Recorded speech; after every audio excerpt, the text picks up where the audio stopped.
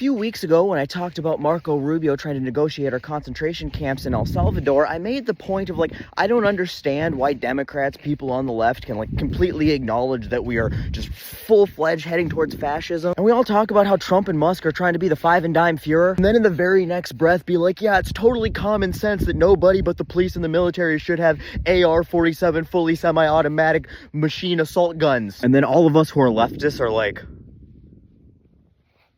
come on, people, under no fucking pretext. How can you have this level of cognitive dissonance? And the responses are always so just predictably stupid. It's always like, oh, what's your AR-15 gonna do against a nuke? What's your AK-47 gonna do against a Predator drone? A tank beats a gun every time. And I gotta say, it is painful that I have to explain this because I was just hoping that you guys had passed, literally any history class ever. Or, apply just slightly more common sense to the topic. First off, let's just forget about violent resistance for a second. There is countless situations throughout history where just the presence of an armed group has deterred authoritative powers. Most famously in American history, the Black Panthers, who were tired of the police not only not serving their communities, but actively harming them, took matters into their own hands and armed themselves. They legally open carried and used that presence to escort members of their communities around safely. They stood on the steps of courthouses to provide security for African Americans on trial, and they marched in armed protests, and it was effective. So effective that Ronald Reagan and the NRA passed gun control to ban open carry in California to stop them from doing this. And then less admirable, but equally as effective, there was the Clive and Bundy standoff.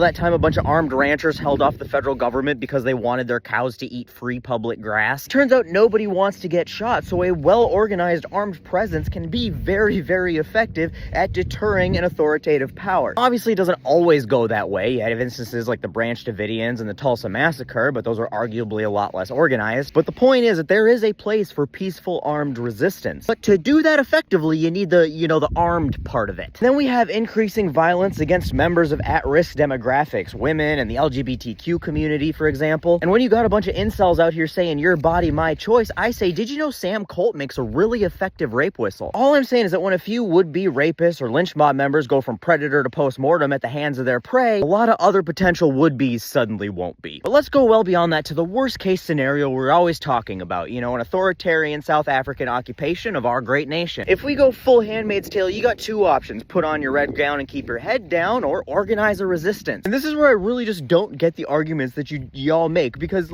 every single power in the history of the world has had a resistant insurgency rise up against it. You got the French resistance, the Sandinistas, the Mujahideen, the IRA, the fucking Viet Cong. The list goes on and on and on and on. Hell, our own very country was formed via an insurgency against the superpower of the fucking world at the time. And then the answer to that is always oh, they weren't up against Predator drones. Hold on, I'm getting a phone call. Yeah. Oh, okay. It's the Taliban. They'd like a fucking word. The most advanced military in the history of the world, with all the king's tanks and all the king's drones, couldn't win a 20-year war against an insurgency full of dudes in sandals with rusty AKs. Because here's the thing, a Predator drone is like something out of a sci-fi movie, and an Abrams is the pinnacle of armored military hardware. It all means nothing when you're trying to fight a non-uniformed group in an urban setting that exists amongst a civilian population. First off, a tank is an amazing piece of hardware if you're fighting, other tanks, or you're trying to protect infantry moving across an open space. And a Predator drone is great at picking out a target and deleting it with only, dozens of innocent bystander collateral damage. But you put a tank in a city and it's a liability. First of all, a lot of the roads will literally just collapse underneath it. And even if that doesn't happen, it's a sitting duck. People can literally just walk up behind it and sabotage it. They can attack it from the tops of buildings without ever being seen. Or they can, just go around it. And a Predator drone still needs to know what the fuck it's shooting at to shoot it. That's why insurgencies are so effective, because they are part of the people, and therefore it doesn't matter how powerful your weaponry is. The only ways to defeat them is usually A, hearts and minds,